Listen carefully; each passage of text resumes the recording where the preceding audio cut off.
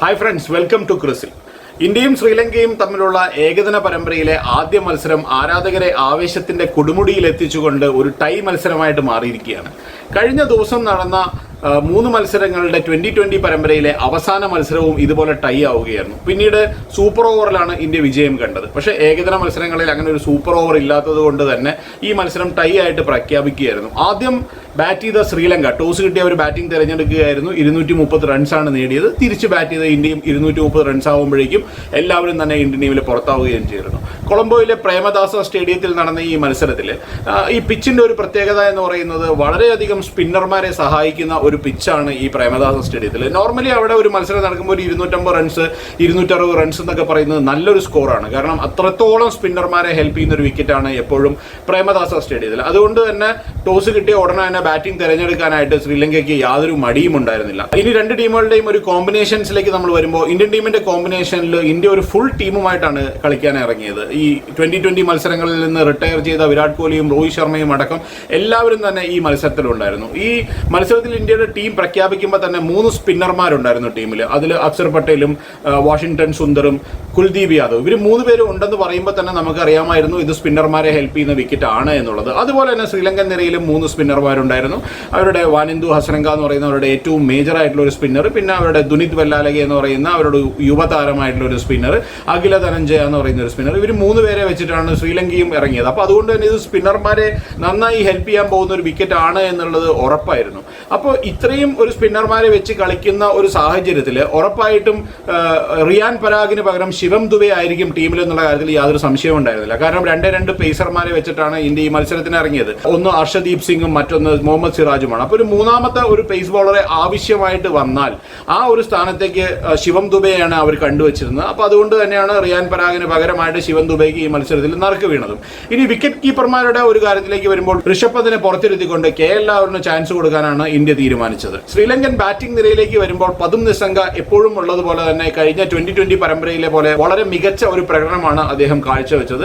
അദ്ദേഹം ഒരു അർദ്ധ സെഞ്ചുറി നേടുകയും ചെയ്തു. അത് കഴിഞ്ഞിട്ട് ഈ സതീര സമരവിക്രമ ഔട്ടായ ഒരു ബോൾ, ആ ഒരു ബോൾ എന്ന് പറയുമ്പോൾ അക്ഷർ പട്ടേൽ എറിഞ്ഞൊരു ബോൾ അദ്ദേഹം കളിച്ചത് നമ്മൾ കാണുകയാണെങ്കിൽ നമുക്ക് മനസ്സിലാക്കാൻ സാധിക്കും. ഇങ്ങനെയുള്ള പിച്ചുകളിൽ കളിക്കുമ്പോൾ ഈ യങ്സ്റ്റേഴ്സ് ഒക്കെ മനസ്സിലാക്കേണ്ട ഒരു കാര്യം എന്ന് പറയുന്നത് ഒരുപാട് തിരിയുന്ന ഒരു പിച്ചാണെങ്കിൽ ആ പിച്ചിൽ അല്ലെങ്കിൽ ബോൾ കുത്തിയിട്ട് കുറച്ച് നിന്ന് തരുന്ന ഒരു പിച്ചാണെങ്കിൽ ആ പിച്ചിൽ നമ്മൾ ഈ ബാറ്റ് നമ്മുടെ ശരീരത്തിൽ നിന്ന് മുന്നോട്ട് വിടുകയാണെങ്കിൽ ഔട്ട് ആവാനുള്ള ചാൻസസ് കൂടുതലാണെന്ന് എപ്പോഴും നമ്മൾ പറയാറുണ്ട്. എന്ന് വെച്ച് കഴിഞ്ഞാൽ ഇപ്പോൾ ഫ്രണ്ട് ഫുട്ടിലാണ് കളിക്കുന്നതെങ്കിൽ ഈ കാലിൻ്റെ അവിടെ നിന്ന് ബാറ്റ് കുറച്ച് മുന്നിലേക്ക് പോകാന്ന് പറയും. അങ്ങനെ മുന്നിലേക്ക് പോവുകയാണെങ്കിൽ ഔട്ട് ആവാനുള്ള ചാൻസസ് കൂടുതലാണ്. ബാക്ക് ഫുട്ടിലാണ് കളിക്കുന്നതെങ്കിൽ അപ്പോഴും നമ്മുടെ ശരീരത്തിൽ നിന്ന് ബാറ്റ് കുറച്ച് മുന്നിലേക്ക് പോവുകയാണെങ്കിൽ ഔട്ട് ആവാനുള്ള ചാൻസസ് കൂടുതലാണെന്ന് പറയും. അത് തന്നെയാണ് സതീര സമരവിക്രമയ്ക്ക് സംഭവിച്ചതും. അദ്ദേഹം ശരീരത്തിൽ നിന്ന് കുറച്ച് ബാറ്റ് മുമ്പിലേക്ക് വിട്ടു. അത് കുറച്ച് നിന്ന് വന്നൊരു ബോളായിരുന്നു. നേരെ ശുഭ്മാൻ ഗില്ലിന്റെ കയ്യിലേക്ക് വളരെ ഈസി ആയിട്ടുള്ള ഒരു ക്യാച്ചായിട്ട് മാറുകയും ചെയ്തു. പിന്നെ അവരുടെ ക്യാപ്റ്റനായിട്ടുള്ള അസലങ്ക വന്ന് കുറച്ചു നേരം നന്നായിട്ട് ബാറ്റ് ചെയ്തു. പക്ഷേ അസലങ്ക ഒരു ക്യാച്ചിങ് പ്രാക്ടീസ് പോലെ രോഹിത് ശർമ്മയ്ക്ക് ക്യാച്ച് നൽകി മടങ്ങുന്നതാണ് നമ്മൾ കണ്ടത്. കുൽദീപ് യാദവിന്റെ വളരെ മികച്ച ഒരു ബൗളിംഗ് പ്രകടനമായിരുന്നു. കുൽദീപ് യാദവിനെ പറ്റി പറയുമ്പോൾ ഈ കുൽദീപ് യാദവിന്റെ ചൈനമൻ ബോളിംഗിൽ അദ്ദേഹം അകത്തേക്കും പുറത്തേക്കും തിരിക്കുന്നത് നമ്മൾ കാണാറുണ്ട്. അതായത് ബോൾ കുത്തിയിട്ട് അകത്തേക്കും വരും പുറത്തേക്കും പോകും. ഈ പല ബോളുകളും അദ്ദേഹത്തിന്റെ ഈ ക്രോസ് സീമിലാണ് വരുന്നത്. എന്ന് വെച്ചാൽ സീമിലല്ല, സ്പിന്നർ ചെയ്യുമ്പോൾ സീമിലല്ല ബോൾ വരുന്നത്, ക്രോസ് സീം എന്ന് പറയുന്നത്. എന്ന് വെച്ചാൽ ബോൾ ഇങ്ങനെ വട്ടമാണ് കറങ്ങുന്നത് സീം. അപ്പൊ ഈ കുത്തിയിട്ട് ഇത് എങ്ങോട്ടാ പോകുന്നത് എന്നുള്ള ഒരു കൺഫ്യൂഷൻ ഞാൻ പലപ്പോഴും പല സന്ദർഭങ്ങളിൽ ഞാൻ പറഞ്ഞിട്ടുണ്ട്. ഈ കുൽദീപ് യാദവിന്റെ ബോൾ പിച്ച് ചെയ്തതിനു ശേഷം അകത്തേക്കാണോ പുറത്തേക്കാണോ തിരിയുന്നതെന്ന് കണ്ടുപിടിക്കാനായിട്ട് പല ബാറ്റ്സ്മാൻമാരും ബുദ്ധിമുട്ടുന്നത് ഞാൻ കണ്ടിട്ടുണ്ട്. അതൊരു എക്സലന്റ് ആയിട്ടുള്ള കാര്യമാണ്. അതുകൊണ്ടാണ് അദ്ദേഹം ഒരു അൺപ്ലേയബിൾ ആയിട്ടുള്ള ഒരു ബൗളറായിട്ട് മാറുന്നതെന്ന് എനിക്ക് പലപ്പോഴും തോന്നിയിട്ടുണ്ട്. പിന്നീട് അതിനുശേഷം പതു നിസംഗയെ ഔട്ടാക്കാനായിട്ട് വാഷിംഗ്ടൺ സുന്ദറിന് സാധിച്ചു. വാഷിംഗ്ടൺ സുന്ദറിന്റെ ബോളിംഗ് എന്ന് പറയുന്നത് കുറച്ച് റണ്ണൊക്കെ അദ്ദേഹം വിട്ടുകൊടുത്തിരുന്നെങ്കിലും നന്നായിട്ട് ബോൾ ചെയ്യാനായിട്ട് അദ്ദേഹത്തിന് സാധിക്കുന്നത് നമുക്ക് കാണാൻ സാധിച്ചു. പല ബോളർമാരും ഇപ്പൊ കുൽദീപ് യാദവിന്റെ ബോളിംഗ് നമ്മൾ നോക്കുകയാണെങ്കിൽ ഒരു 83, 85 എന്ന് പറയുന്ന ഒരു കിലോമീറ്റർ സ്പീഡിലാണ് അദ്ദേഹം ബോൾ ചെയ്തിരുന്നത്.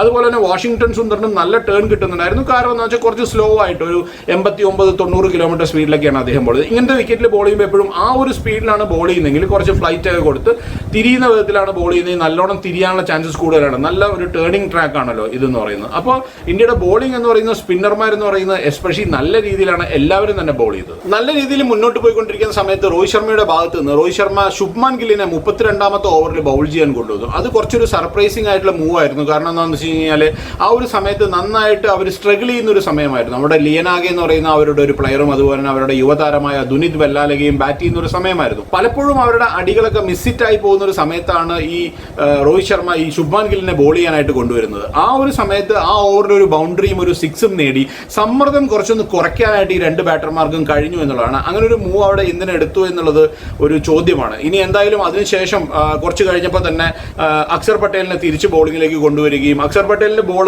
ഒരു ഇറങ്ങി അടിക്കാൻ ശ്രമിച്ച ലിയനാഗെ സ്ലിപ്പിൽ രോഹിത് ശർമ്മ പിടിച്ച് ഔട്ടാവുന്ന ഒരു കാഴ്ച വളരെ രസകരമായ ഒരു കാഴ്ചയായിരുന്നു. ആക്ച്വലി സ്പീക്കിംഗ് അത് അമ്പയർ ഔട്ട് കൊടുത്തിരുന്നില്ല, പക്ഷേ ലിയനാഗെ ക്രീസിൽ നിന്ന് ഇറങ്ങി പോവുകയായിരുന്നു. അദ്ദേഹം നടന്നു പോകുന്നത് കണ്ടിട്ടാണ് അമ്പയർ ആയിട്ടുള്ള ജോയൽ വിൽസൺ ഔട്ട് കൊടുക്കുന്നത്. അതിൽ ശരിക്കും നമ്മൾ കാണുമ്പോൾ നമുക്കറിയാം ലിയനാഗെ അക്സർ പട്ടേലിനെ ഇറങ്ങി അടിക്കാൻ സ്റ്റെപ്പ് ഔട്ട് ചെയ്ത് ഇറങ്ങി അടിക്കാനാണ് ശ്രമിക്കുന്നത്. അത് കഴിഞ്ഞ് അദ്ദേഹം ആ അടി ബീറ്റണായ ഉടനെ തന്നെ അദ്ദേഹം തിരിച്ച് ക്രീസിലേക്ക് വരാനായിട്ട് ഒരു ശ്രമം നടത്തുന്നുണ്ട്. അപ്പോൾ ഈ തിരിഞ്ഞു വരുന്ന സമയത്ത് അദ്ദേഹം കാണുന്നത് ബോള് KL രാഹുലിന്റെ കയ്യിൽ തട്ടി രോഹിത് ശർമ്മയുടെ കയ്യിലേക്ക് പോകുന്നതായിട്ടാണ് കാണുന്നത്. പിന്നെ TV റീപ്ലേ കാണുമ്പോഴാണ് നമുക്ക് മനസ്സിലാവുന്നത് ഇത് ബാറ്റിൽ തട്ടിയിട്ടില്ല എന്നുള്ളത്. പക്ഷേ അവിടെ സംഭവിക്കുന്നത് ലിയനാഗയുടെ ബാറ്റ് അതേ സമയത്ത് തന്നെ നിലത്തടിക്കുന്നുണ്ട്, പിച്ചിലടിക്കുന്നുണ്ട്. അപ്പോൾ ഈ പിച്ചിലടിക്കുന്ന സമയത്ത് ഇതൊക്കെ നമുക്കൊക്കെ പലപ്പോഴും സംഭവിച്ചിട്ടുള്ള ഒരു കാര്യമാണ്. അതായത് പിച്ചിൽ ബാറ്റ് കൊള്ളുകയാണെങ്കിൽ ആ സമയത്ത് അങ്ങനെ എഡ്ജ് എടുത്തിട്ടുണ്ടെങ്കിൽ നമുക്കത് അറിയാൻ സാധിക്കില്ല, ബാറ്റിൽ ബോൾ കൊണ്ടിട്ടുണ്ടോ എന്നുള്ളത് കറക്റ്റായിട്ട് അറിയാൻ സാധിക്കില്ല. അപ്പോൾ അതുകൊണ്ട് തന്നെ അദ്ദേഹം തിരിഞ്ഞു നോക്കുമ്പോൾ അദ്ദേഹം കാണുന്നത് എന്താണ്, രോഹിത് ശർമ്മ ക്യാച്ച് എടുക്കുന്നതാണ്. പക്ഷേ ബാറ്റിൽ ബോൾ കൊണ്ടു എന്നാണ് അദ്ദേഹം വിചാരിക്കുന്നത്. അതുകൊണ്ട് തന്നെയാണ് അദ്ദേഹം നടന്നു പോയത്. പക്ഷേ അതൊരു സങ്കടകരമായ കാര്യമായി പോയി. കാരണം അങ്ങനെ ഔട്ടായി പോയി ലിയനാഗെ എന്നുള്ളതാണ്. അവിടെ നിന്നിട്ട് പിന്നീട് ദുനിത് വെല്ലാലകെ വീണ്ടും നല്ല ഒരു മികച്ച ഒരു ഇന്നിങ്സ് കാഴ്ചവെക്കുകയും ശ്രീലങ്കയെ ഒരു സേഫ് സോണിലേക്ക് എത്തിക്കാനായിട്ട് അദ്ദേഹത്തിന് സാധിക്കുകയും ചെയ്തു. ഞാൻ ആദ്യം പറഞ്ഞു ഇങ്ങനത്തെ ഒരു വിക്കറ്റിൽ കളിക്കുമ്പോൾ 230, 240 എന്ന് പറയുന്ന സ്കോറൊക്കെ നല്ല സ്കോറാണ്. അപ്പോൾ അതിന് നല്ലൊരു സപ്പോർട്ട് കൊടുക്കാനായിട്ട് അവരുടെ ടീമിൽ ലേറ്റർ സ്റ്റേജിൽ ബാറ്റ് ചെയ്യാൻ വന്ന വാനിന്ദു ഹസരംഗയ്ക്കും അഖില ധനഞ്ജയ്ക്കും സാധിച്ചു എന്നുള്ളതാണ് അവരെ ഈ 230 എന്ന് പറയുന്ന ഒരു സ്കോറിലേക്ക് എത്തിച്ചത്.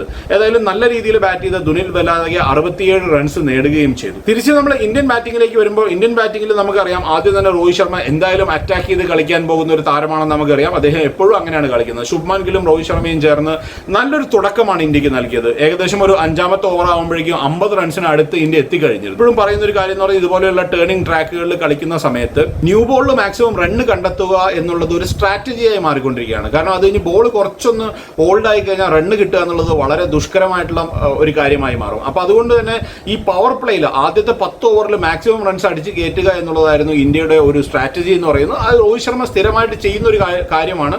അദ്ദേഹം വളരെ മികച്ച രീതിയിൽ അത് ചെയ്യുകയും ചെയ്തു. പക്ഷെ അതിനുശേഷം ഇവർ രണ്ടുപേരും രോഹിത് ശർമ്മയും ശുഭ്മാൻ ഗില്ലും ഒരു മോശം ഷോട്ടിലാണ്, ഒരു നിരുത്തരവാദപരമായ ഷോട്ടിലാണ് ഔട്ടായതെന്ന് ഞാൻ പറയും. കാരണം എന്താണെന്ന് വെച്ച് കഴിഞ്ഞാൽ ദുനിത് വെല്ലാലകെ ഒരു ലെഫ്റ്റ് ഹാൻഡ് സ്പിന്നറാണ്. ബോൾ നന്നായിട്ട് തിരിയുന്ന ഒരു പിച്ചാണ്. ആ പിച്ചിൽ ഡീപ്പ് മിഡ് വിക്കറ്റ് ഇല്ലാതെയാണ് അവർ ബോൾ ചെയ്തുകൊണ്ടിരുന്നത്. അതിന്റെ ഫുൾ ക്രെഡിറ്റ് അവരുടെ ക്യാപ്റ്റനും അവരുടെ കോച്ചിനുമാണ്. അസലങ്ക വളരെ നല്ല രീതിയിലാണ് അങ്ങനെ ഒരു മൂവ് എടുത്തത്, അതായത് ഡീപ്പ് മിഡ് വിക്കറ്റ് ഇല്ലാതെ ബോൾ ചെയ്യാൻ തീരുമാനിച്ചത്.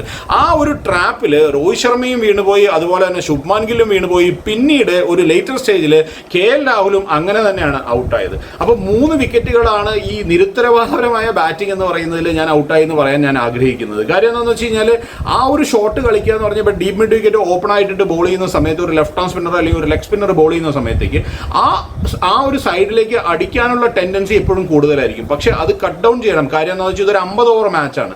അത് എന്തിനാണ് 3 പേരും അങ്ങനെ ഒരു ഷോട്ട് കളിച്ചതെന്ന് ഒട്ടും മനസ്സിലാക്കാനായിട്ട് സാധിക്കുന്നില്ല. ഇന്ത്യൻ ബാറ്റർമാരും ശ്രീലങ്കൻ ബാറ്റർമാരും തമ്മിലുള്ള ഏറ്റവും പ്രധാന വ്യത്യാസമായിട്ട് എനിക്ക് തോന്നിയത് നമ്മുടെ ബാറ്റർമാർ ഈ സ്പിന്നർമാരെ ഒരുപാട് ബാക്കിൽ കളിക്കുന്നതായിട്ട്, അതായത് ബാക്ക് ഫുട്ടിൽ പോയി കളിക്കുന്നതായിട്ട് നമ്മൾ കാണുന്നുണ്ട്. അതുപോലെ തന്നെ ശ്രീലങ്കൻ ബാറ്റർമാരെ നോക്കിക്കഴിഞ്ഞാൽ അവർ ഫ്രണ്ട് ഫുട്ടിലാണ് കൂടുതൽ കളിക്കുന്നത്. നമ്മുടെ ബാറ്റർമാർ ബാക്ക് ഫുട്ടിൽ കളിക്കുന്നുണ്ട്. അത് നല്ലത് തന്നെയാണ്, പക്ഷേ അത് നേരെ കളിക്കണമെന്നുള്ളതാണ്. വിരാട് കോഹ്ലി എപ്പോഴും ഒരു ലെഗ് സ്പിൻ ബോളർക്കെതിരെ അത്രയും നന്നായിട്ട് പെർഫോം ചെയ്യുന്ന ഒരു താരമല്ല. ഈ മാച്ചിലും അതുപോലെ തന്നെ ഹസരംഗയുടെ ബോളിൽ അദ്ദേഹം LBW ആവുകയായിരുന്നു. പിന്നീട് അക്സർ പട്ടേൽ നല്ല കുറച്ച് ഇന്നിങ്സ് കാഴ്ചവെച്ചു. പിന്നീട് ശിവം ദുബെയുടെ ഊഴത്തിലേക്ക് വന്നു. ശിവം ദുബെ നല്ല രീതിയിൽ ഈ മത്സരം കൊണ്ടുപോയി ജയിപ്പിക്കുന്ന ഒരു കണ്ടീഷൻ വരെ ശിവം ദുബെ കൊണ്ടെത്തിച്ചു. കാര്യം എന്താണെന്ന് വെച്ച് കഴിഞ്ഞാൽ പലപ്പോഴും അദ്ദേഹം ഈ ഒരു പൊസിഷനിൽ വരുമ്പോൾ ഈ സ്പിന്നർമാരെ 6 അടിക്കുക എന്നുള്ളതാണ് അദ്ദേഹത്തിന്റെ ജോലി എന്ന് പറയുന്നത്. അതുകൊണ്ട് തന്നെ അദ്ദേഹത്തിന് ഒരു നമ്പർ 8 പൊസിഷനിലേക്ക് ഇന്ത്യ കാത്തുവെച്ചിരിക്കുകയായിരുന്നു. ആ ഒരു പൊസിഷനിൽ വന്ന് നല്ലൊരു കോൺട്രിബ്യൂഷൻ കോൺട്രിബ്യൂഷൻ ചെയ്യാനായിട്ട് അദ്ദേഹത്തിന് സാധിച്ചു. അൾട്ടിമേറ്റ്ലി ഇന്ത്യക്ക് ഒരു റണ്ണ് വേണ്ട സമയത്താണ് 2 വിക്കറ്റ് കയ്യിലിരിക്കുമ്പോഴാണ് അദ്ദേഹം അൺഫോർച്ചുനേറ്റ്ലി LBW ആവുന്നത്. പിന്നീട് വന്ന അർഷദീപ് സിംഗ് എന്തിനാണ് അങ്ങനെ ഒരു ഷോട്ട് കളിച്ചത്? ഏകദേശം അദ്ദേഹം ആ ഷോട്ട് കളിക്കുന്ന സമയത്ത് 14 ബോളുകൾ ബാക്കിയുണ്ടായിരുന്നു. ഈ 14 ബോളുകളിൽ ഒരു റണ്ണ് വേണ്ട ഒരു സമയത്ത് എന്തിനാണ് അങ്ങനെ ഒരു ഷോട്ട്, ഇത്രയും ഒരു വൈൽഡ് ആയിട്ടുള്ള ഒരു ഷോട്ട് അദ്ദേഹം കളിച്ചതെന്ന് എത്ര ആലോചിച്ചിട്ട് മനസ്സിലാവുന്നില്ല. എവിടെയെങ്കിലുമൊക്കെ ഒന്ന് തട്ടിയിട്ട് അല്ലെങ്കിൽ എങ്ങനെയെങ്കിലുമൊക്കെ ഒന്ന് തട്ടിയിട്ട് ഓടാൻ ശ്രമിച്ചാൽ മതിയായിരുന്നു. അങ്ങനെ ഒരു വൈൽഡ് ആയിട്ടുള്ള ഒരു ഷോട്ട് കളിക്കേണ്ട ആവശ്യമില്ലായിരുന്നു എന്ന് കണ്ടപ്പോൾ തോന്നി. പക്ഷേ എല്ലാം ഒരു സ്പ്ലിറ്റ് സെക്കൻഡിൽ സംഭവിച്ചു പോകുന്നതാണ്. അത് നമ്മൾ ഇനി എടുത്തു പറഞ്ഞിട്ട് കാര്യമില്ല. കാരണം ഒരു റണ്ണ് മാത്രം വേണ്ടിയിരുന്ന ഒരു സമയത്ത് അവർ ഫീൽഡ് കംപ്ലീറ്റ് ആയിട്ട് ഇൻഫീൽഡിന്റെ അകത്ത് വെച്ചിട്ടുണ്ടാവും.